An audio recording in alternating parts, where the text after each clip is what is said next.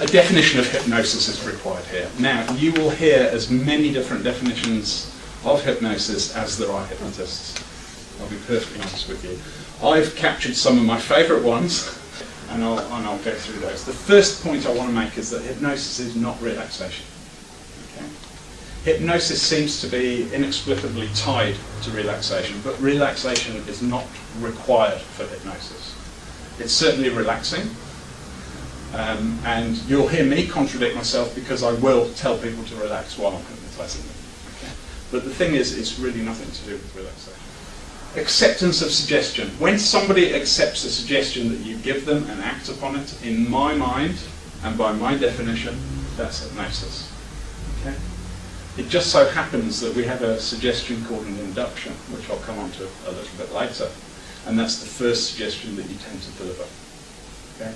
Once that suggestion is accepted, then you have hypnosis. This next one's a bit controversial, an illusion of an altered state. Okay? In my mind, there's absolutely no scientific evidence that says hypnosis is actually an altered state. I prefer to think of hypnosis as being a process, not a state. Okay? But this whole illusion thing here, to the person, to the subject, they really believe that they are entering an altered state. Okay? And you might say, so they're just playing along? But no, I'll get onto that in a little while. That, while they're in that state, or while they believe they're in that state, their usually voluntary actions become involuntary. Okay? That's another great definition I love about hypnosis and suggestion. That's what we call, in psychology, we call that situational attribution. In other words, they're attributing that fact purely to the scenario that they're in, that they find themselves in, the situation of being hypnotised. Critical faculty diminishment. Okay. I like to think of critical faculty as being diminished, not bypassed. You will see definitions that say critical faculty bypass is hypnosis. However, if critical faculty were bypassed completely, nobody would ever suddenly snap out of it. Nobody would ever refuse to carry out a suggestion that you gave them. Therefore, I like to think that it's diminished to the level that most suggestions are accepted. But think of it as a sleeping guard dog. Okay? Critical faculty, that's the whole thing about sleep. Okay? It's the conscious mind. The critical faculty sleeps there with one eye open. So it's always on guard and it's always aware for the protection of the person hypnotised. It's belief-based, but it's very real. I will expand on each of these things on this page, but I'll go through them now. Selective thinking. Monoideism is what hypnosis was going to be called a couple of hundred years ago. That means I'd be a monoideist. So it's not a very nice term for it. I'm so pleased that they decided on hypnosis. But monoideism, a single idea. Okay? This selective thinking comes from the works of Dave Ellman, and a little more on him later. Focus and imagination. Okay? Notice no relaxation in there. It's about focus and it's about imagination, and a combination of those things. In fact, the more ability somebody has to focus, the more creative they are and imaginative they are, then the better hypnotic subject they'll make. Simple as that. It's something a hypnotist does to someone else. Now, this is a distinction I have to make because I personally don't believe in self-hypnosis. Okay? I think self-suggestion works and affirmation works, and for those of you that have listened to hypnosis tapes or self-help tapes, they can work, but they work through self-suggestion and self-affirmation. It's not hypnosis. In my mind, hypnosis is something that you have done to you. Okay? It's something that a hypnotist does to another person. So when I say it's belief-based, I make the little distinction there that it's very real. Now here's a little quote that I like to use. I found this study, right? The results of this study said that 39% of people receiving a placebo, believing it to be 4 milligrams of morphine, experience pain relief. Okay? So that's just belief, isn't it? But it's very real. They experience pain relief. 39% of people receiving a placebo because they thought it was morphine. Okay? Now, some of you might not be impressed with the figure 39%. But when you realise that morphine doesn't work on everybody, It really doesn't work on everybody. The figures for 4 milligrams of morphine were 36%. Okay?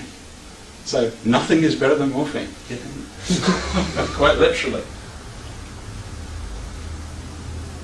This whole selective thinking, the monoideism that I was talking about earlier, there's a great Dave Ellman quote in his book, Hypnotherapy. He was talking about anesthesia, and his way of presenting anesthesia to a hypnotic subject is, as long as you keep pretending you can't open your eyes, you'll feel nothing. Okay? Sounds a bit weird, doesn't it? But it works. That's selective thinking. I do a similar thing. My daughter is a little bit nervous about needles and injections. Okay, she had to have some blood tests, so I trained her to imagine that there was a little car race going on her hand in a figure of 8. Okay? And just in this exercise, she was so focused on that thing that I could do whatever I wanted to this arm, and she really couldn't feel it. Okay, it's a little bit more to it than that, but we've all had that experience. Well, maybe some of us have had that experience where you cut yourself and you don't actually feel it until you look and see the blood, and then it's like, ouch! And you see kids do that all the time as well. They're thinking about something else and they don't notice their injury until they actually see it. Okay? Selective thinking. A hypnotist will exploit that kind of selective thinking. Dave Ellman, if you don't know him, look him up. He trained doctors. He was a stage hypnotist, and he ended up training qualified doctors to use hypnosis for surgery, amongst other things. Focus and imagination. I'm going to quote myself here. I was reading somebody's blog and they quoted me, which I thought was lovely. It's one of the guys that I mentor online. And he said, hypnosis happens when you focus on something so well and imagine something so vividly that it becomes real for you. Reach backwards. So I must have said that to him at some stage, and I use it now, having seen it quoted, because yeah, it's absolutely right. When you focus on something so well, and when you imagine something so vividly that it becomes real, that could be considered another good definition of hypnosis. Something a hypnotist does to somebody else. I said I'd come back to this one. And I've got Anna, my subject there, who I told her not to listen to anything I'm saying and ignore all of the contradictions. But I got asked on a forum, what, in your opinion, are the required elements for a successful rapid induction? I was asked that question very directly on a forum. And the answer that I sent to the person that asked the question was 2 things: a hypnotist and a subject. That's it. She thought I was being sarcastic. She thought I was being clever. But that is all that's required for a rapid induction. That doesn't mean I haven't got heaps of slides and lots of theory to talk to you about.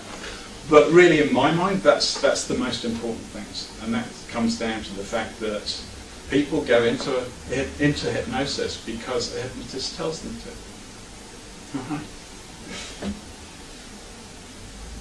Now, there is a paradox. Charles Tibbets, all hypnosis is self-hypnosis. Okay. Well, if you believe that all hypnosis is self-hypnosis, and you go around consciously and subconsciously telling people that all hypnosis is self-hypnosis, then what's to stop that person getting stuck in hypnosis? Because if they put themselves there, how are you going to get them back? They put themselves into such a deep state that all of a sudden they decide they want to stay there. And there have been cases of this. Most people say, no, it's never happened, nobody's got stuck in hypnosis. Those people are usually stage hypnotists like me that want to get people up on the stage to volunteer. Okay? It has happened, but it happens when the management has been poor, the management of the subject. And in most cases, I believe it's happened because that person is convinced that you're doing it to yourself. Okay? Now this is the paradox, right? You kind of have to tell them they're doing it to themselves, but at the same time you have to subconsciously communicate that it's all happening because of your presence. So that's the paradox, and that's why I will contradict myself. That's why when I'm talking to Anna I will mention relaxation, and I will say the state that you're in now, even though I've just told you it's not a state, it's a process. Okay? You know, the bizarre thing is that even though Anna knows this, it's still going to work. And that's what's crazy about this. Even though you guys know this, it's still going to work. Okay. So yeah, that gets a lot of the contradictions out of the way, I guess. I do use the word relax, and I do use the word that state that you're in now, and you'll return to that state.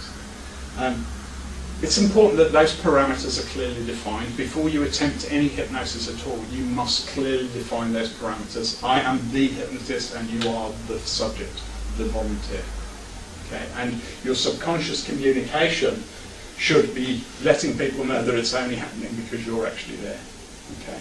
However, outwardly, you're telling them this is happening to you because you're such a good subject. Okay? It's as simple as that.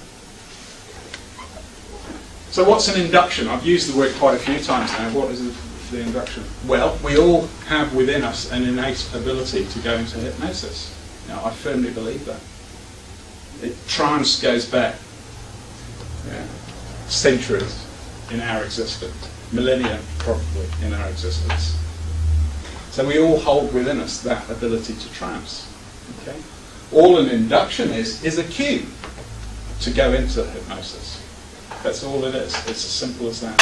Now, you will meet some people out there who are somnambulists even.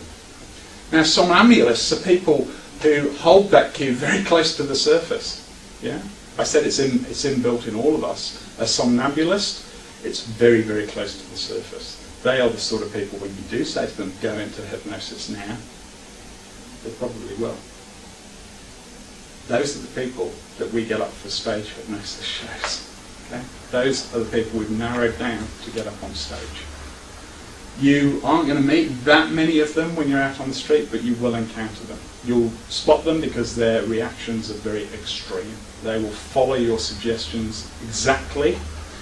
Even the very subtle stuff that you throw in there, you'll see them reacting to it. Okay? So when we're going through subjects on stage, after we've got them up on stage, those are the people that we're looking for, and that's why we get rid of the others. It doesn't mean that we can't hypnotise the ones that we get rid of. Okay? It just means that we want the ones that are easy. Simple as that.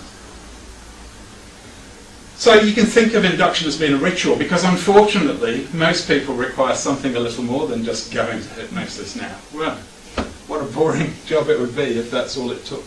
Okay, so some people require a little bit more of a complex cue, and that's why I tend to call inductions rituals. Right? I don't mean you go around shaking bones or anything. It's just that that's basically what most inductions are.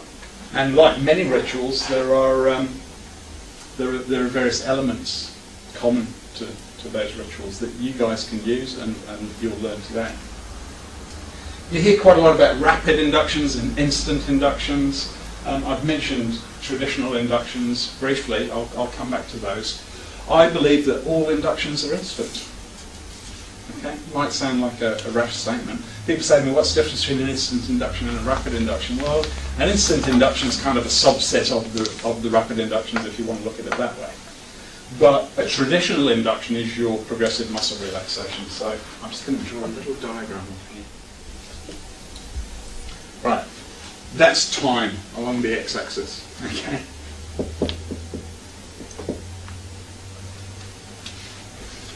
Anything below the line we'll consider to be hypnotised. All right. Anything above the line, not hypnotised. So with a progressive muscle relaxation, this is the typical kind of traditional induction that you'll get from a hypnotherapist. They will start by relaxing you.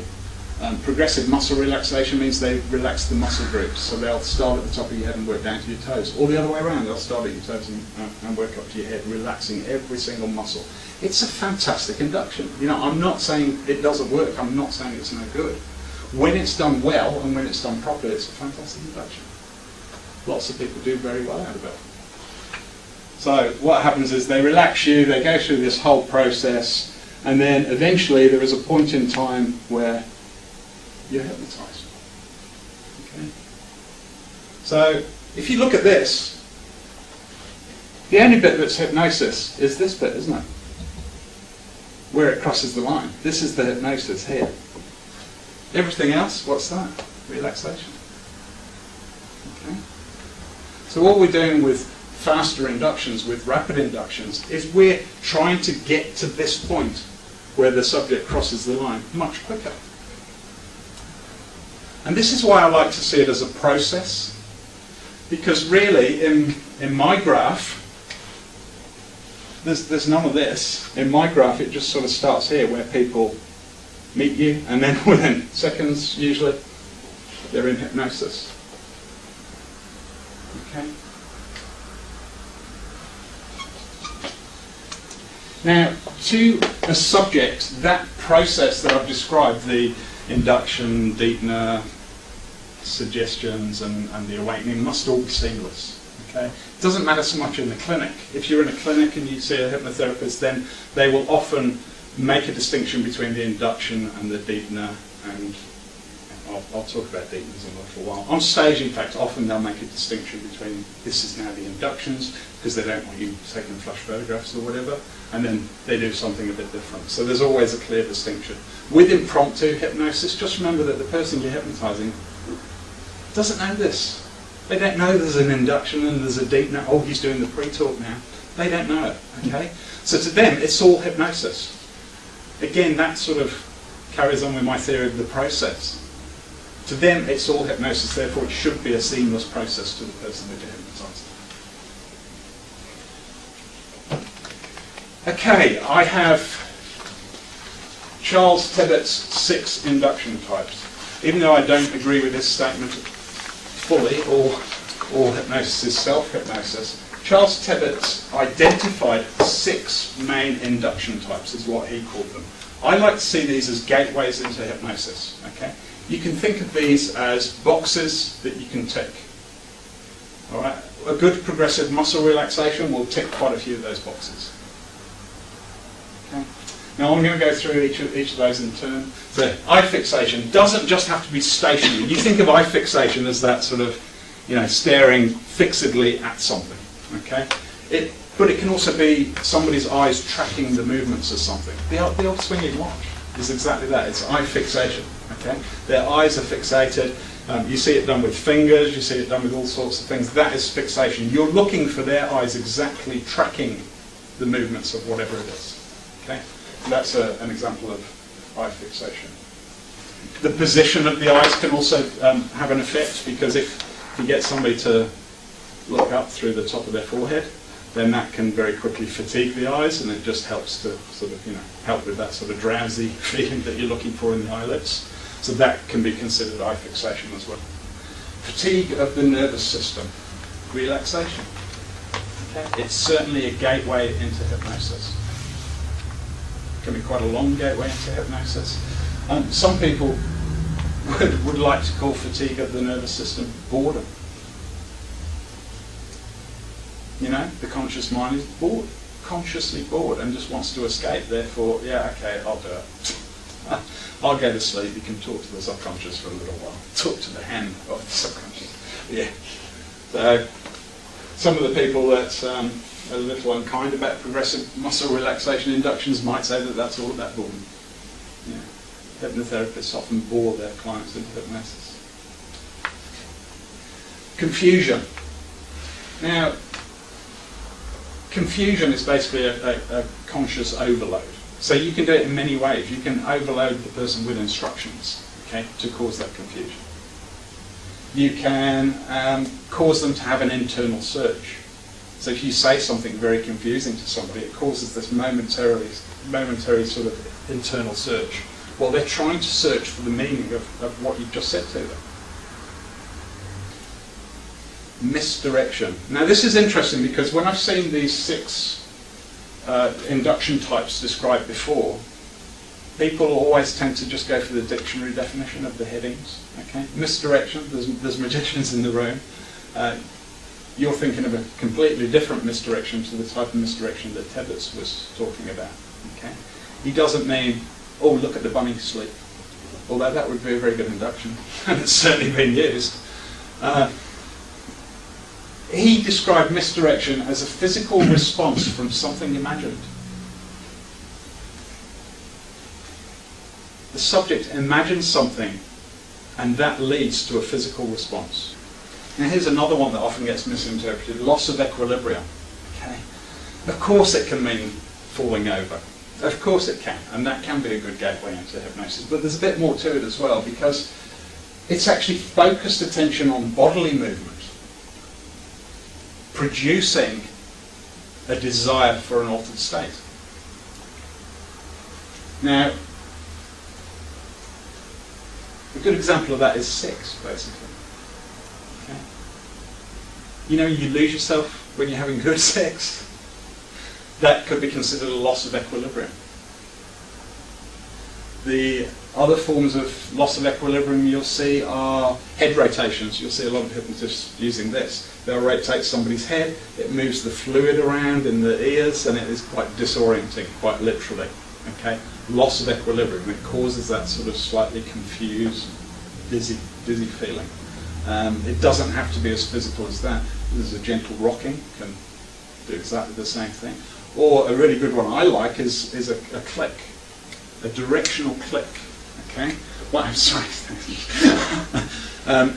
When somebody's got their eyes closed, if you click in one ear and then near the other ear and then above their head, that causes that same loss of equilibrium, I can't say equilibrium, I just did, causes exactly the same sensation. In fact, it's good for a deepener, and what you can do is you can actually do those clicks and get the person thinking, oh, I see the pattern now, he's doing one to the left, one to the right, one to the back, one to the front, and then you can suddenly change it and do one above, and it really causes that loss of equilibrium. And good old shock is the final one. And again, this doesn't have to be really yanking somebody's arm very hard, although there have been stories of hypnotists dislocating people's shoulders by yanking far too hard. Okay? A shock, in my book, is instantaneous confusion. Yeah, it's surprise rather than shock. I guess that's the way to look at it. An example of that would be an unconscious pattern interrupt. Another bit of jargon for you. You know when somebody goes to shake your hand, your clever mate down the pub, he goes to shake your hand and then he thumbs his nose when you get a shaker? That's an unconscious pattern interrupt. Because he's interrupting your unconscious pattern of reaching out your hand to shake his hand. And there's an induction that's very similar to that utilises exactly that same momentary confusion, that same sort of shock and surprise. So yeah, and you know, you often get caught with that. They can often do it time after time to you. It's because it's an unconscious pattern. You really have to make a conscious effort not to reach out your hand to shake it, because you know they're going to go.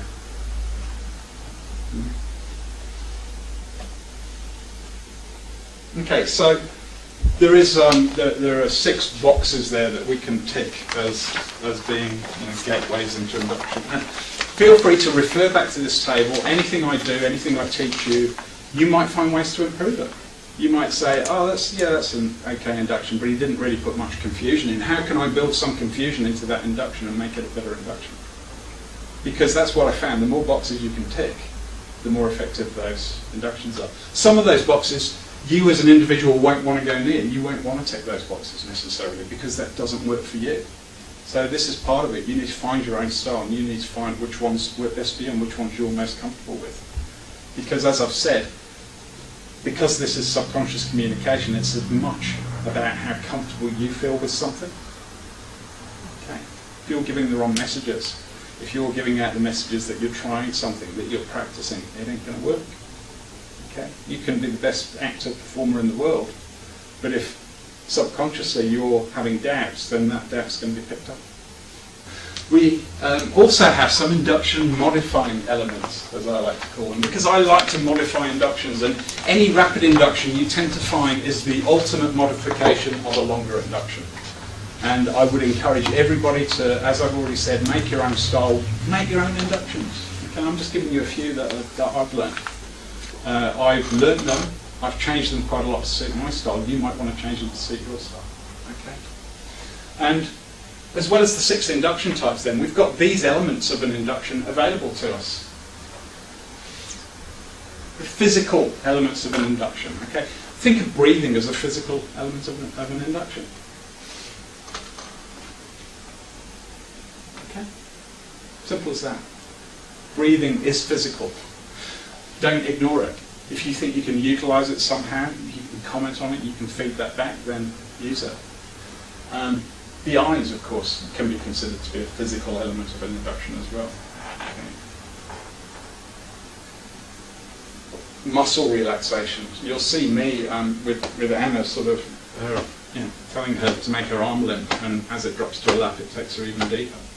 And that's, muscle relaxation is what you utilise. And this thing I call assume the position. So, sounds terrible, but some of my inductions, you will see, they will often end with me making somebody, by yanking them, assume a position that I've told them they're going to assume. Okay. So if I can get their head to drop forward, their shoulders to drop forward in that relaxed position, that is just going to help with the induction. And I'll explain why in a little while. We've got feedback. There's heaps of feedback. You've got to observe what's going on. Okay. The important thing is that you direct things. So you tell somebody to do exactly what you tell them to do, and you observe what they do in response to what you tell them to do. And then you encourage the things that they should be doing. Okay. You offer encouragement. There's a Sean Michael Andrews, the Maryland-based guy. He's got a lovely rhetorical phrase that he uses all the time, which is, "I bet you feel good now, don't you?" And I can't do it in the sort of English Kiwi equivalent, but it's just a beautiful thing to say. He's assuming, he's basically presupposing that person feels really good. "I bet you feel good now, don't you?" And he uses it quite a lot. It's that "I bet you, don't you?" It's not always feel good. It could be something else. And there is such a thing as pacing and leading, and a friend of mine in London would never forgive me unless I mentioned pacing and leading. All pacing and leading is observing what's going on, feeding that back to the subject, and then utilising that to take it further in the direction that you want to go. Okay. That was an awful definition of it, but in practice you'll see what I mean. Repetition, of course. Constant repetition can help, can set up the parameters for somebody, can make them feel comfortable with what you're doing. And there is also a challenge aspect to hypnosis. Okay. You are, use the creative and imaginative part of your mind. Okay. Everybody likes to think they're creative and imaginative. Okay. So there's a little challenge there. It's subconscious, but it's a little challenge. The creative and imaginative part of your mind to do something. Okay? And like most challenges, there's a reward aspect as well. I've found I get much better results when I tell somebody that if they do something, it's going to make them feel great. Okay? And you'll see some elements of that as well. Actually, I was talking to a friend of mine, and he did some street hypnosis. This is just this morning. He posted this video and he said, "Oh, can you critique it for me?" So I looked through it, and he made a girl forget her name, but I saw her searching for it. It was genuinely gone. She had amnesia for a name, but I could see that she was quite freaked out. You could see it in her face. She was quite freaked out, and he's just waiting for her to, realise that she'd forgotten her name. But she was already doing that searching. She was kind of going. And then she blurted it out. And he kind of went, "Oh, okay." And I said to him, well, what was missing really was the reward element. She was freaked out. She was genuinely freaked out. If he turned that into a positive, he could have got better results. He could have actually diverted her attention somewhere else. So, that's right, isn't that weird? Do it in a really positive way. Isn't that funny? Isn't that weird? Isn't that funny that you can't even remember your own name? How funny is that? And the funnier it gets, blah, blah, blah. And that would have just continued to stop her remembering her name. But because he just sort of took a step back and watched the process happen, unfortunately he wasn't managing it quite well enough. Okay, it was in Covent Garden, it was just a street hypnosis video, but there's little things like that you can do to achieve that sort of result.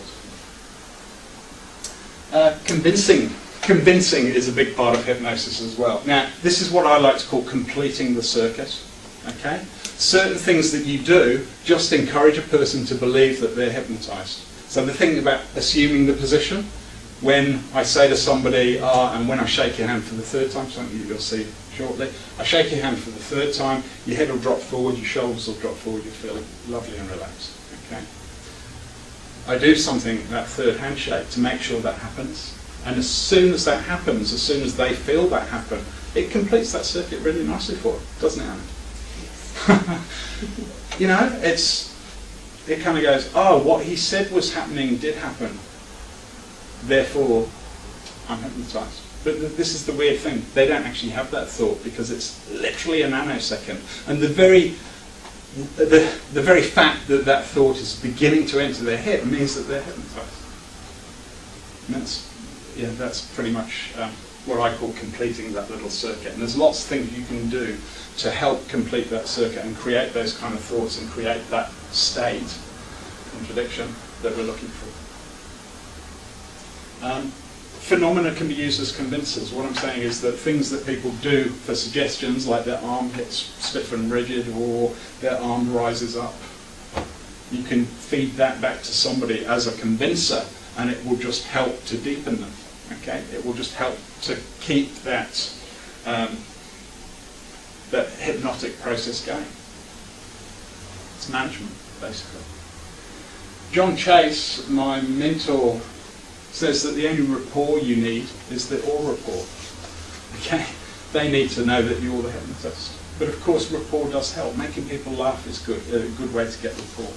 You know, I like to think I'm quite a friendly guy. When I speak to people, I like to think that they know I'm not going to do anything weird with them. I'm going to look after them. They're going to be safe. I'm quite a big guy as well, so you know, often when people fall against me, they know I'm not going to suddenly go, oh, I didn't fall over like jelly, you know.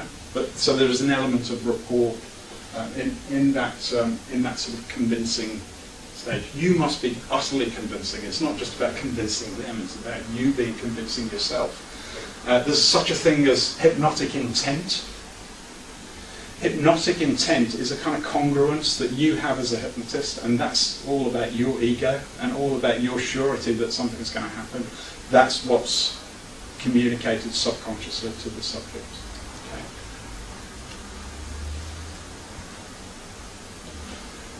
And we're on to the final one of those, expectancy and language, which I kind of bundle together. Expectancy, I don't really need to say too much about expectancy. It literally is building that expectancy, building that expectation. Okay? If I put a sign in the magic shop window, come get hypnotised here on Saturday, the expectancy starts there. Some people will go, oh, okay. I'm not saying come and help somebody who's trying out a few new inductions. I'm saying come and get hypnotised. Okay? There was a video online which I did a very fast induction on a guy, and one of the questions I got was, how do you do that so fast? And I said, on the contrary, I met this guy 2 months before, and every time I saw him, I said, I'll get you one day. So it's the longest induction I've ever done. It was 2 months. And again, no reply. But it's true. It's true. That's, you know, that's the expectancy. And you know who it is. But it's funny because, you know, he was asking me every time I saw him, he go, are you going to hypnotise me? Oh, maybe. One day I'm going to get you, you know. It was quite amusing, but of course by the time he finally got to come and see me, it was a fantastic subject, expectancy. But you can actually build expectancy very quickly as well. It doesn't have to be over 2 months, you'll be happy to hear. You can do that with presupposition. By being very sure of what's going to happen and telling somebody you're so sure of what's going to happen, you're presupposing what's about to happen, then that expectancy builds very, very quickly. I use adverbs quite a lot. Adverbs are great words. They're really good words. I love them. They're tone setters. And an example that I use with some of my other students is that if I came into the room and said, sadly, Chris couldn't make it tonight, just that one word builds up your expectation, doesn't it? It's unlikely I'm going to say something good after I've said the word sadly, is it? Okay. Some people would go all around the houses and go, well guys, I've got some bad news. Oh, you don't think it's necessarily bad news. Some of you might already know, blah, you know? Hey, one word will do it, sadly. The great thing is you can change the sense of that whole sentence just by changing that one word. Fortunately, Chris couldn't make it tonight. Leaves you all thinking, well, what's wrong with Chris? But words like comfortably, easily, quickly, rapidly, fantastic words to use in deepeners and throughout the whole hypnotic process. Very powerful words. The reverse effect is something you'll see me use quite a lot. If I say to, and you've probably heard this before, but if I say to you, try not to think of a cat, okay, you can't do it. You really can't do it. Even for a split second, that cat will pop into your head because your subconscious must produce the thing that you're negating. Okay? I take it even further and I say, fight that feeling of thinking of a cat. Fight thinking of a cat. Whatever you do, don't think of a cat. Okay? You might say, what's that got to do with hypnosis? Well, if I'm telling somebody to fight the feeling of their eyes closing, then the subconscious is creating that thing to fight against. Okay? If I don't see it happening, then I'll encourage it even more. No, fight it. You get there eventually. Use language like, try and find you can't. Try and unstick your hand from the chalice and find that you can't.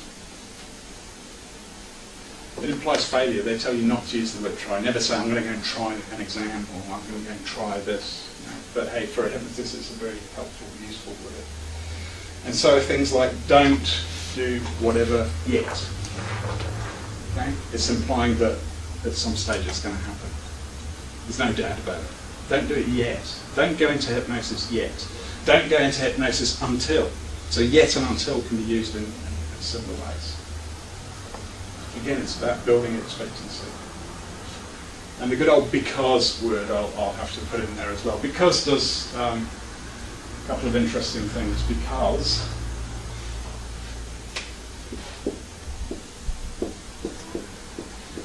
X because Y. X is a statement, Y is a statement. What because does is it provides a logical link between two statements, a seemingly logical link between two otherwise unrelated statements. The other thing that it does is it lends more weight to the first statement. Why? Because you appear to be justifying it. No other reason. Because you're using the justifying word, because. Therefore, it seems to add more importance and more weight to that first statement.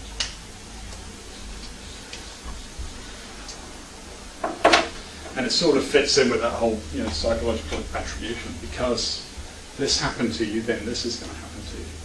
This is happening to you because this happened. And when that's finished happening, this is going to happen. Yeah, just a useful link. The more you X, the more you Y, and the more you Y, the more you X. Okay.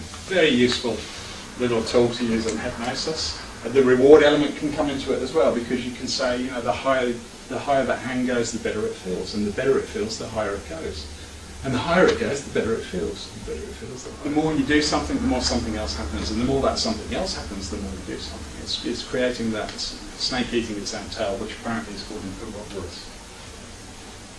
That's not a psychological term. That's the name of that symbol. Okay. Some of the inductions you will have seen me do are quite physical. Okay, they don't have to be. They don't have to be the whole hand drop, hand jerk, all the rest of it. Some of them can be just directional. Okay, and remember, one of the gateways into hypnosis is that something imagined producing something real, and this is a very good example of that particular thing. This is from a Dave Ellman induction. This is actually a very, very short version of the Dave Ellman induction. It's a tiny, weak part of it. But this is sufficient. Okay? I'm not going to be deepening here. All I'm going to be doing is using an induction, and then when I say 1, 2, 3, wide awake, Anna will just sit up and open her eyes. Okay? And then we can talk about what we just saw, and I might repeat it. Okay? So this is, I call it Ellman eye sticking, because it's the eye sticking element of the Ellman induction. Okay, now the first thing is, I've already met Anna before, so we've already sort of set up the parameters, but were Anna a new subject, I would set up the parameters, right? So I would just make sure that she could follow instructions. So I say, just put your knees together a little bit for me, and let's go. And we can just put this arm down here, and this one down here. That's great, you're doing really good. Okay, already I'm starting to take control of the situation, okay? Another thing that I often like to do is I say, Anna, I'm going to touch you on the neck, shoulder, and arm. Is that okay with you? Yeah, it obviously is, because I just did. Okay? But see what I did? I actually said I'm going to touch on the neck, shoulder, arm. I shouldn't be telling you all. Okay? So that's just a nice little thing that I like to do. Again, it's just reinforcing that position. So what I want you to do now is I want you to just close your eyes down for me. Okay. And what I want you to do, Anna, is I want you to use your imagination and your creativity and just pretend that you're relaxing all of the little muscles around your eyelids. That's it, just pretend that you're relaxing all of those little muscles. There are muscles there around your eyelids, and just use your imagination and relax them so well. That's good. Relax them so well that in a moment, even if I asked you to open them, you wouldn't be able to open them. In fact, when you're sure, when you're absolutely positive that you can't open those eyes, I'd like you just to give them a try for me, but only when you're absolutely sure. Okay, that's good. Now keeping them closed, just relax and stop trying. And now, because you're able to relax your eyelids to that extent, then you can spread that relaxation across the top of your head, all the way down your back, and just let your head drop forward. That's it. Brilliant. You're doing really, really well. Okay, 1, 2, 3, sitting up. Brilliant. Feeling good? Bet you feel good now, don't you? I have to get on with those. Cool. Okay. Any questions?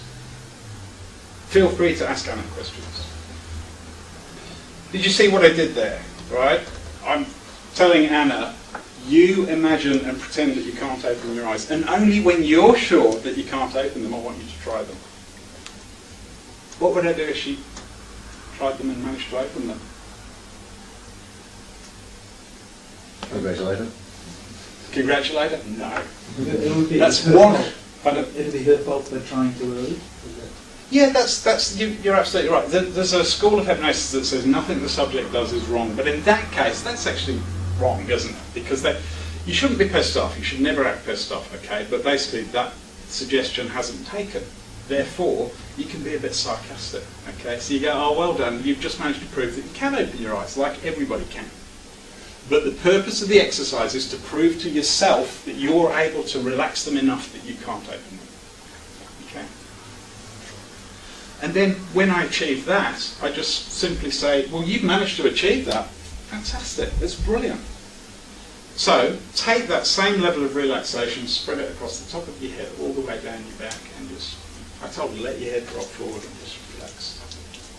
I actually said sleep, but normally I would deal with the sleep word earlier on. I would say, now I will use the word sleep, but you need to know that it's not sleep. You know, hypnosis happens when you focus on something so well and imagine something or whatever, you know. Because the next induction is called magnetic hands. Okay, there are two versions of this as well. There's a slower version and a faster version. I'll do the faster version first. Why I did this is because, yes, there's a physiological reason that happens. You'll see with magnetic hands there is no reason for what's going to happen happening apart from suggestion and apart from imagination and focus. Okay? So if you'd like to come and join me again, thank you. Doing a great job, by the way. Okay, and if you take a seat, what I'd like to do is hold your arms out like this, palms flat. That's fantastic. And now, just a wee bit higher. That's great. What I want to do is focus on the space here, right in the middle of those hands. Okay, and I want you to imagine that you've got really powerful magnets in the palms of your hands that's drawing those hands closer and closer together. And the more you focus on this space, the faster they start to come together, as if they've got really strong magnets drawing them together. That's fantastic. And you're not going to go into that lovely relaxing state of hypnosis until those hands touch. And the second those hands touch, your eyes will close down, your head will drop forward, and you'll feel that lovely relaxing feeling. And let your eyes close down and now, but continue to focus on that space. That's right. That's right. Little movements at first, but then they start to get bigger as they come closer together, and that instant they touch. That's when you feel that wave of relaxation and sleep. Okay. 1, 2, 3, wide awake. Okay. Do you see why I did that now? There is no physiological reason for the hands to come together. It's just the subject, a very good subject here, following your suggestion. Okay? And that is you'll see it happen. If you tell people to imagine and focus that there's a magnet drawing them together, sometimes I put my fist there, sometimes I don't, sometimes I just get them to focus on the space. Sometimes I say there are magnets in both palms, sometimes they say there's a really strong magnet in the middle that's drawing those metal plates together. Whatever it is, you're basically doing that. Right back at the beginning, I said that hypnosis is acceptance of suggestion. Okay? As far as I'm concerned, if I see somebody's hands start to move together, I have hypnosis. Okay? So in some ways I can go, phew, I got a live one here. Yeah? I tell myself that because I go, right, there's no reason for the hands to be moving apart from following suggestion. The suggestion has been accepted, the hands are moving together. Okay? The little bit there is the shock of suddenly clasping them together, because I've told her she won't go into hypnosis, the reverse effect, she won't go into hypnosis until the hands touch. You often, Anna has actually done that one before, but with the first time you'll often get a weird jolt because they weren't expecting it, but that's good. You can push the hands down and convert that into hypnosis. Okay? The slower version, all it is, you just let it happen. You just let it happen, you don't trust them together. The 3 handshake induction just happens to be one of my favourites. This is another Ellman induction. He actually describes this induction pretty much word for word in his book Hypnotherapy. Okay. However, I've added some bits to it that work better with the way that I like to work. Okay. I'm going to pull a seat up as well. This is an expectancy induction, and you'll see exactly why. I'll just get you to put your hands by the side again. That's great. Okay. Put that hand just on your knee there. That's great. In a moment, what I'm going to do is I'm going to shake your hand 3 times. Okay? The first time I shake your hand, you're going to feel like a drowsiness, a heaviness in your eyelids, as if you've been watching a movie late at night. Okay? You do that? You watch movies late at night? You do? Okay. Sounds silly, right? The reason I check is because I've seen people do this, and the person hasn't got that reference point immediately. And you might say, yeah, but they'd know what you mean. That's not good enough, because knowing what you mean requires you to kick in the critical faculty, doesn't it? Okay? They must know immediately. Yes? That sort of the difference between imagining and having Exactly right. Yeah, having to create it as opposed to having real experience of it. Good point, very good point. With students, I'll often say, like you've been studying late at night, or like you've been looking at your laptop really late at night, and you're just getting that heaviness in your eyes, you know you should be in bed. Anyway, sorry. So that's the first time I shake your hand, you're going to feel it. But I don't want you to let them close. Okay? I want you to fight that feeling and resist that feeling of them closing. Okay? Second time I shake your hand, it's going to be more of an impulse, like an urge to close your eyes. You'll really feel that you really want to do it, but again, I want you to fight it, just resist it. Until the third time I shake your hand, and then the third time I shake your hand, it's going to hit you like a beautiful wave of relaxation from the top of your head all the way down the top half of your body. Your head will fall forward, your eyes will close, you'll be completely relaxed, beautifully in this state that we call hypnosis. Okay? You won't fall out of the seat. But you'll feel the top of your body, just that instant wave of relaxation. Okay. That's the first part of this induction. Right? You might say this isn't very rapid, but I've explained to my subject exactly what I expect to happen. I'm presupposing. Okay. Now you're going, she's sitting there listening. How on earth is this going to work, Rich? But it does. It does. Okay. It's suggestion. Okay, it certainly helps that she's just been hypnotised, but the suggestions work. And what I then do is I'll reiterate all of those 3 instructions before each handshake. So this is the first handshake. That's when you're going to feel that real drowsiness in your eyes. Okay. Now I've seen this done where the hypnotist doesn't actually make eye contact while he's describing it to get more of an impact from them fixating their eyes. Okay. But I don't do that. What I do is I will move slightly closer and fix her with what I call my Paddington Bear hard stare. Hypnotic gaze, okay? The hypnotists think it's hilarious that I call it Paddington Bear hard stare. And luckily it's the first handshake, okay?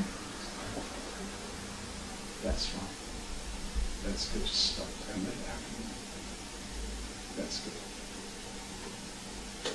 And then the second time I shake hand, it's going to be more of an impulse. Just stay exactly where you are, move close to you, and stay where you are. Fight that impulse. Okay? Just don't want to let it happen yet. Second handshake. That's right. Just don't let it happen. Yep. Good. Really good. Okay. Now on the third handshake, that's where it's going to hit you like a wave. It'll just be so overwhelming, your head will drop forward, your eyes will close down, you'll feel wonderfully relaxed in this state of hypnosis. Sleep. Deeper and deeper and deeper and deeper. That's right. And 1, 2, 3, wide awake, open your eyes. Fabulous, feeling great. Quite enjoys it. Okay, now, normally, I don't shake on the third time quite as long as that. I normally yank straight away. Only very gently. It's not a hard yank, is it? I'm not pulling your arm out of the socket. The reason I left it for a few shakes that time is because I did it on Anna at the beginning of the week, and I didn't want her to preempt when I was going to do the yank. Okay? So therefore I left it a little longer and then yanked. But it's fine to yank straight away. Okay. And now when I say yank, so it's the wrong word. It's a very gentle, just so you know, it's a shock, okay? It's sort of an element of confusion, and this is the completing the circuit, because I've told her head will drop forward, she'll feel a wave of relaxation. Me pulling on her arm gets her to assume that position. Sorry. Sorry, I went down. Me pulling on her arm gets her to begin to assume that position, and that completes that circuit, but it says, shit, it happened. Okay, already. You'll see faster versions of that 3 handshake one. I like the fact that really it's got the pre-talk built in, you know? It tells people exactly that what's going to happen. It's going to be a beautiful, relaxing, lovely experience. You use your own words, obviously, don't use mine. Okay? So that's the 3 handshake. So you start by telling them exactly what's going to happen. The first handshake, their eyes are going to feel heavy, like reference. But fight it, resist it. What happened the first time I shook your hands? Did your eyes start to feel heavy? Yeah. Okay. Anna's very good at resisting. A lot of the time you will see people's eyes start to actually close down. The second time it's going to feel more of an impulse, and I did see you fighting that one, which is good. Okay, tell them to fight it. Tell them that's right. If you say that's right when you see their eyes start to close, and then say fight it straight away. So subconsciously you're saying that's right, that's what I want to happen. But then you're telling them to fight it, so that causes that little conflict as well, which is quite nice. Okay. Remember I said don't let it happen until. That's like the expectancy and the presupposition. And on the third handshake, it will hit you like a wave from the top of your head all the way down, the top half of your body. Your whole body will relax, your head will drop forward, your eyes will close, and you'll be in this beautiful state of before hypnosis, whatever you want to call it, whatever you want to say.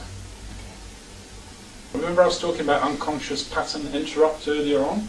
I did the whole thing about that. The reason I didn't say very much about it is because there is a sort of surprise element to it, and I just wanted to experiment with that now. So thank you, you've been a wonderful subject, and just look at that hand, and notice as those lines start to blur as that hand gets closer and closer to your face. And as soon as that hand reaches your face and touches your head, your eyes close down, and you can relax deeper and deeper. The instant that hand touches your face, just let those eyes close down. That's good. Okay, 1, 2, 3, sitting up, wide awake. Okay, that's the slow version of that of that induction. All right, I didn't spend too much on the language there because Anna's obviously been hypnotised lots of times today. But basically, you're going to shake their hand. You're then taking the hand. It feels weird to shake somebody's hand and then you take this hand. What I then did was gave her an instruction straight away because she's waiting for that pattern to be completed, but by me giving her an instruction, then she goes, oh, this must be completing the pattern subconsciously, so then she does exactly what I was telling her to do. Okay, the quicker version of that just simply goes, okay, thank you very much for being such a good subject and sweet. Here we go, okay. 1, 2, 3, wide awake. Sorry, I'm putting notes there. Okay. Unconscious pattern interrupt, so that's the 2 versions of that hand-to-face induction. There was going to be something else. You just stand up for me and sit down and sleep. Okay, unconscious pattern interrupt. I interrupted the pattern of her standing up. Okay, 1, 2, 3, wide awake. Thank you, I promise I won't do that again. Okay, because that's an unconscious pattern, standing up. I used an example, those that have seen my stage show, I used an example in my pre-talk where I'm saying you're watching TV and you get up to go and get something from the kitchen and something on the TV attracts your attention again and you're left in that half-standing, half-sitting position. It's a pattern interrupt, because then you kind of go, what did I get up for? Sorry. You kind of go, what was I getting up for now? You know, it's because that unconscious pattern has been interrupted by something that your attention has been misdirected. The John Chase arm lock, and this is how it works. Take one of your arms and just make it into a fist. That's right. Yes. Now what I want you to do is I want you to imagine what it would feel like if I couldn't bend that arm. Okay? If I couldn't bend this arm, I want you to imagine what it would feel like. Make it stiff and rigid from the shoulder all the way down. That's great. Okay. Now that's what it would feel like if I couldn't bend this arm. Okay, so I'm going to try and bend the arm. Imagine what it would feel like if I couldn't actually. Oh, that's good. Okay, that's great.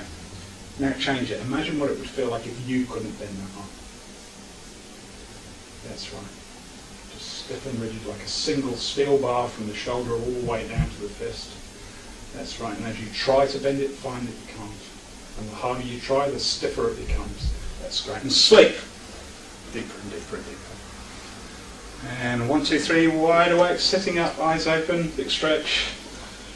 Fantastic. Okay? There was a switch there. Imagine what it would feel like if I couldn't bend it. Now imagine what it would feel like if you couldn't bend it. Subtle difference. You're kind of doing an external thing and then an internal thing. Okay? That's exactly how John Chase taught it to me. The first time I did it, I wasn't quite brave enough, so I actually did a bit more wordiness around it, and I said to the person, and when I tap you on that hand, you sleep instantly. You know, I did my usual, when this happens, this is what happens. I'll move on to deepness. Now, an induction is a cue to become hypnotised. A deepener is a cue to become more hypnotised. All right? That's all it is. There are so many different versions. I am going to maybe get quite deep into hypnosis. That's a lovely feeling to be really good, honestly. So the first thing we'll do is I'll just take this arm and just look at me and sleep. Just relax deeper and deeper. That's right. I'm going to count backwards from 5 down to 0. And the other side of that 0 is the deepest, most profound state of hypnosis that you've yet experienced. And you will see that 0 approaching you in the distance as we get there. 5. Every deep breath that you take just takes you deeper and deeper and deeper. 4. Every firm beat of your heart taking you deeper. It's a lovely relaxed state. 3. Seeing that 0 approach, knowing that the other side of that 0, through that 0, is a state of hypnosis deeper than you've ever experienced. 2. Seeing that approach. 1. And we're through the 0. That's great. And you can sit back up in the chair, but keep your eyes closed and just remain as relaxed as you are now. That's fantastic. And the great thing about being in this state is that all I have to do is say that word sleep, and you instantly return to this level of relaxation, in fact 10 times deeper than you are now. That's great. Every time I say the word sleep, it just takes you even deeper and deeper and deeper.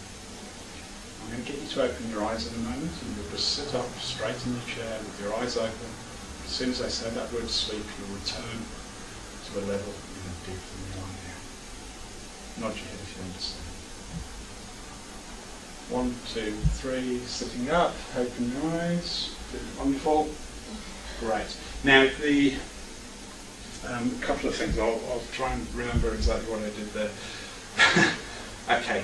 The nod your head, if you understand, is an idiomatic response. Okay. You don't want to consciously be nodding the head. You can tell the difference between somebody that's going. Okay. It's really like let your subconscious let me know that they understand this completely, and sleep deeper and deeper, completely deep and relaxed. You can still stay in your chair, but remain as relaxed as you are now. And same again. I'm going to get you to open your eyes. And when I ask you to open your eyes, You'll feel wonderful. But as soon as I say that word, it takes you even deeper this time. 1, 2, 3, open your eyes. Sitting up, open your eyes. Okay, feeling great. And sleep. Deeper and deeper and deeper. That's great. I've got you. You won't fall over in the chair. In fact, you can sit up in your chair but still remain as deeply relaxed as you are now. I'm going to take this arm and it just flops by your side. And as it flops by your side, that takes you even deeper. Even deeper. There you go. Brilliant. You're doing really, really well. Fantastic. Okay, 1, 2, 3, wide awake. Open your eyes, feeling wonderful. Right. Okay, that's good. You're doing really well. Okay, see, I'm encouraging you. Great, you're doing wonderful. 1, 2, 3, feeling really good. It's got to be nice. It's got to be pleasant for it. You know, that's the reward aspect of it. Okay, that's called fractionation. Carry on with that. That fractionation is when you constantly tell somebody that every time I do that thing, that word sleep, it's going to take you even deeper than you are now. I say 5 times, sometimes I say 10 times. I can't actually remember what I said then, but even deeper. Okay. There is such a thing as a DIY deepener, where you can actually get them to go to a deeper state. You can say to them, if you think there's a deeper state you can go to it now, and then nod your head. And it gets to the stage where they get so deep that they actually can't nod their head. Okay? That's a deepener. Usually just count backwards, utilising things like breaths, heartbeats, your words, your numbers. That's a deepener. I call them intensifiers because actually, in reality, you're not going anywhere, are you? You're not really, you know, it's not like she's going down to the basement. But that is the closest word that we have to try and subconsciously communicate that feeling of being more deeply hypnotised, just deeper and deeper. And just the word sleep could be seen as being a reinduction. Okay, 1, 2, 3, open your eyes, wide awake. But you can do all sorts of things for reinductions. It's quite good fun, actually. So if I get you to just sleep again, just there we go, going deeper and deeper and deeper. In a moment, I'm going to get you to open your eyes. And when you open your eyes, you'll feel completely relaxed, completely wonderful, completely normal in every single way. But as soon as I put my coffee cup down on the table, you'll instantly return to this level of relaxation. In fact, 5 times deeper than you are now. Just nod your head if you understand. Fantastic. 1, 2, 3, open your eyes, wide awake. Feeling great. Okay. A reinduction can be anything you want it to be. Okay, classically it's that word, which I'm not going to say, but it can be absolutely anything. Okay? And you can have some fun with it. I mean, this is the whole point of shows. People in audiences seem to like those reinductions almost as much as anything else. Okay? 1, 2, 3, wide awake, open your eyes. Fantastic. That suggestion's gone, it won't happen again. Just in case I forget. Cognitive suggestions are suggestions that will provide a change of emotion. Amnesia could be classed as a cognitive suggestion. Okay, they're relatively easy to get as phenomena. Right, there's some people subscribe to a depth scale. I don't subscribe to any depth scale. People are either hypnotised or they're not. But I have found that the cognitive suggestions can be very effective, very easy to get. It's changes in sensations, changes in emotions. By telling Anna that she feels wonderful, you know, that's a cognitive suggestion. By the same token, I could tell her that you know, she's going to find the white mug on the table hilariously funny. And yeah, let's do that now, shall we?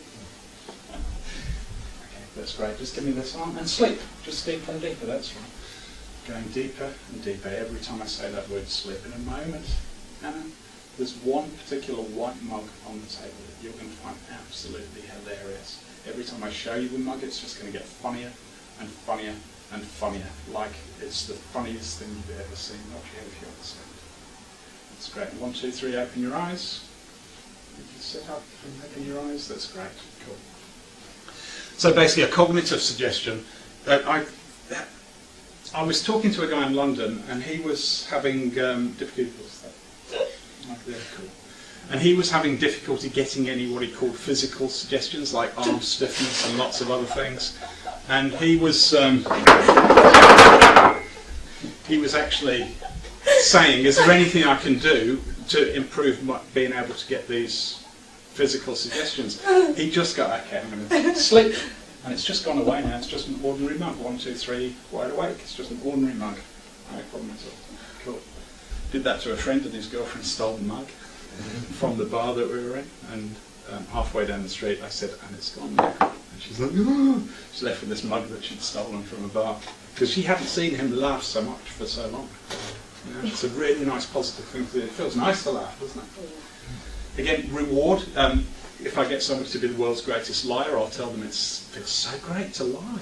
You know, it feels so good to be the world's greatest liar. It feels great. In fact, the worse the lie you tell, the better it feels. And you see people there loving it. They're lying their heads off, big smiles on their faces, enjoying it.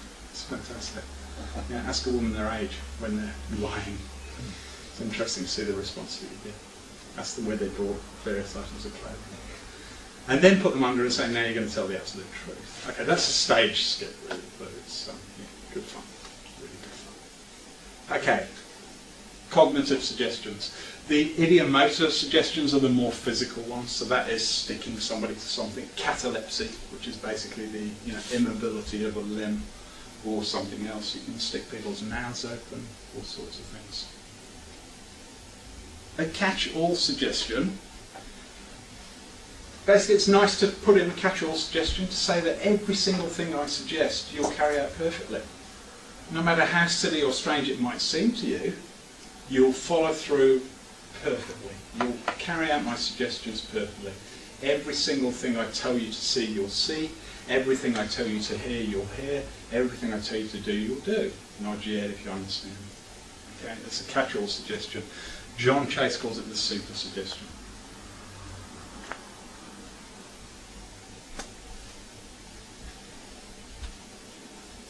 And there can be a challenge aspect to suggestions as well. There can be a really nice challenge aspect to them. I saw a guy, again, the same guy that was having trouble with the physical stuff, tell one of his subjects under hypnosis, he videoed it, sent me the video, tell them that their arm was a steel bar. Your arm is a steel bar.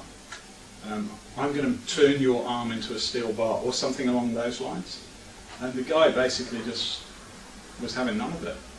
It just didn't take. That suggestion just didn't take. In fact, the worst thing you can do, if you lose a subject under hypnosis, the worst that can happen is they just pop up out of it. Okay. What usually happens is they just reject the suggestion. They just don't follow through on it. It's quite weird because you just kind of go, and often I do a bad smell thing on stage, and I've had one person, fantastic subject, just not smell. Everybody else is retching. And I saw that they weren't reacting very much, and I asked them afterwards, could you not smell that? And they went, not really. So everybody's different. But yeah, often suggestions, not often, but sometimes suggestions just get completely ignored. They rarely make them pop up. But this guy obviously didn't like the fact that I'm going to make your arm into a steel bar. Remember what I said? It's not, I'm such a good hypnotist, it's you're such a good subject. So yeah, get a nod to show their understanding. Everything, treat it as a convincer and a deepener. So, every time you do this, it just takes you deeper, more relaxed. I like to get, especially, Anna was very, very relaxed, but I like to get them to sit up. Okay.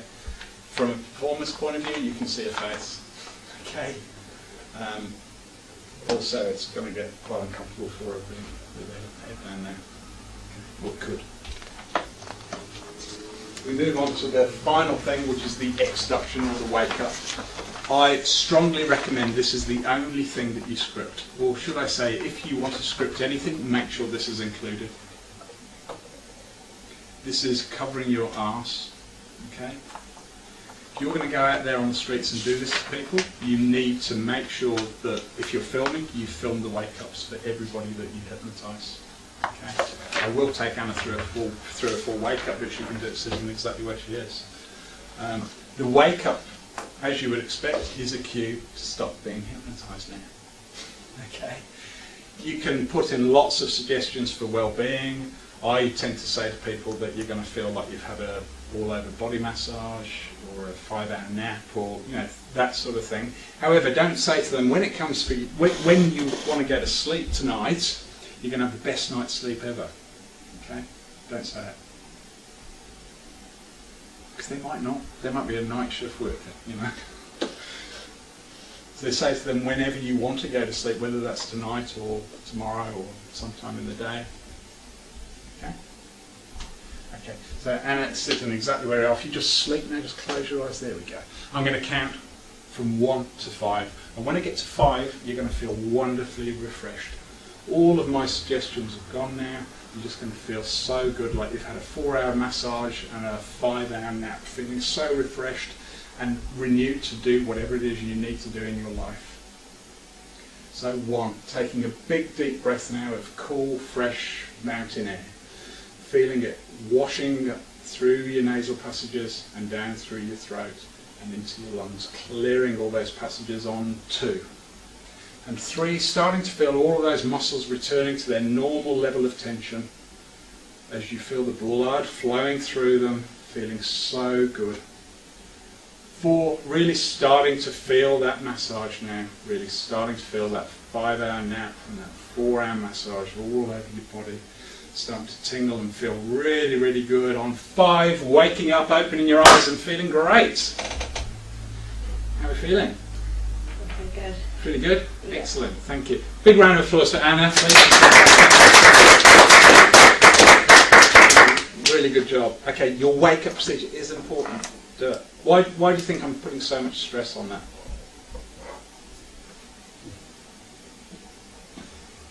Safety. Safety. It is literally covering your ass. Okay.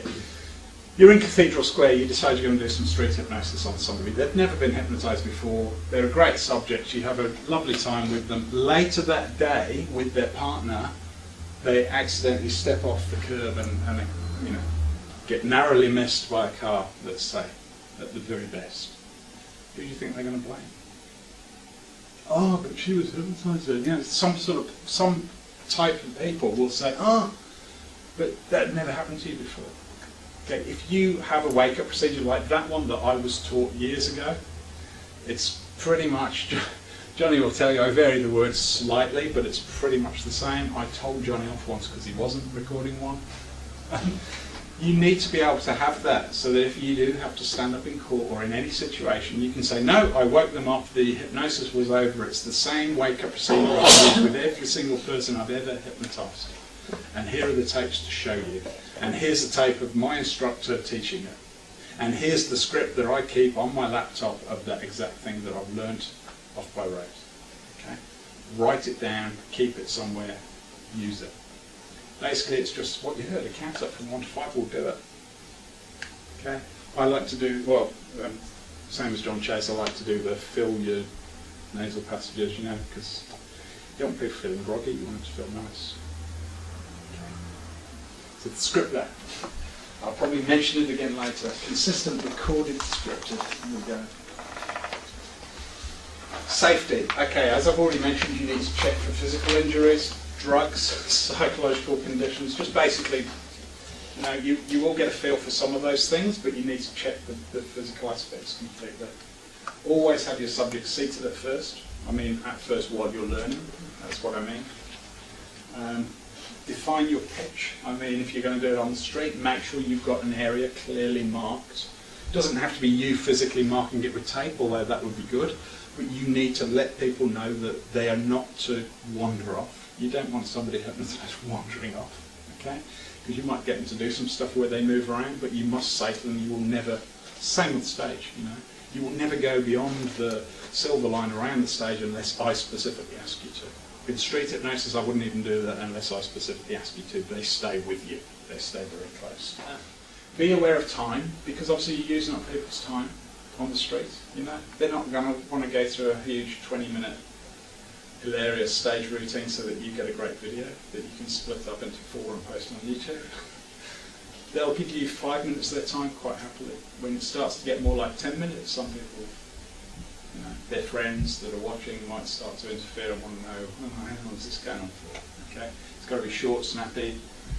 You don't have to do much. You're a bit restricted as to what you can do in a short space of time, but you can get some things. Remove all suggestions and install suggestions for well-being. Script and record your wake-up procedure. I told you I'd mention it here. Okay. You need to be paranoid about safety. Be prepared. Prevention is better than cure. I want you to be paranoid about safety. You know why? Because if you mess up, I trained you. Okay? If you mess up, my insurance premiums go up. Okay? If any hypnotist around the world messes up, it affects all of us. We have had, in the past 20 years, probably 2 or 3 very negative stories that have circulated. And it has a huge effect on the whole industry.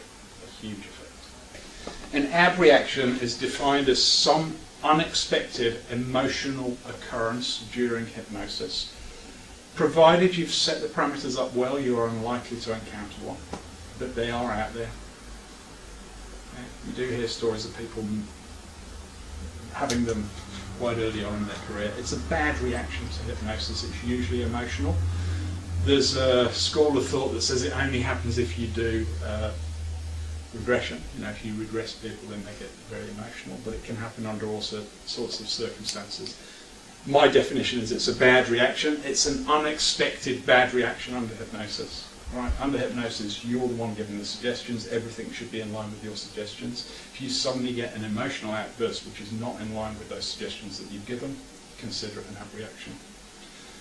Jerry Kine's way of dealing with it is what I've put there. The scene fades and you tend to your breathing.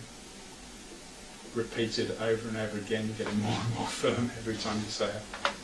That's right, the scene fades now and you tend to your breathing. The scene fades and you tend to your breathing. The scene fades and you tend to your breathing. Just to reassure and bring them out of there. Okay? Because that's important that we also tend to your breathing.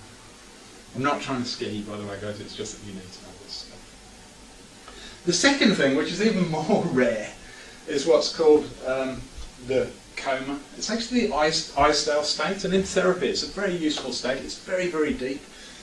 Even deeper than Anna got at some of those very deep moments then. It's, you know, it's incredible. It's, you know, full body catalepsy, just completely gone. Okay? If a hypnotist wants it, it can be very useful. If a hypnotist has managed it well, it can be very useful, especially in therapy. Some incredible things you can achieve with very deep states like the Isdale state. There have been a couple of cases of people on stage staying there, getting stuck and not wanting to come back. The important thing I'm saying there is not wanting to come back. Okay? That's why this hypnotic threat generally works. Again, if you manage this well and you follow everything I've said in here regarding safety and regarding setting up the parameters, you'll never have to use this. But the hypnotic threat is literally that. You know, I put you in this state, I can see to it, you'll never return to this state again. Simple as that. The reason they stay there is because they quite like it. Okay? Therefore, if you're the person that put them there, this is why I think that all hypnosis is self-hypnosis can be a little bit dangerous. You know? By all means, use that kind of language if it helps you to get volunteers on stage or if it helps you to get volunteers. But you need to show by your actions that it's you that's actually controlling the situation. Okay? That's that paradox that I mentioned right at the beginning. Okay? It's happening because you're such a good subject, but the subtext says it's happening because I'm here, guiding you. Okay guys, that's all I want to cover today. Thank you so much for coming along. Thanks very much everybody, it's been really good. Cheers.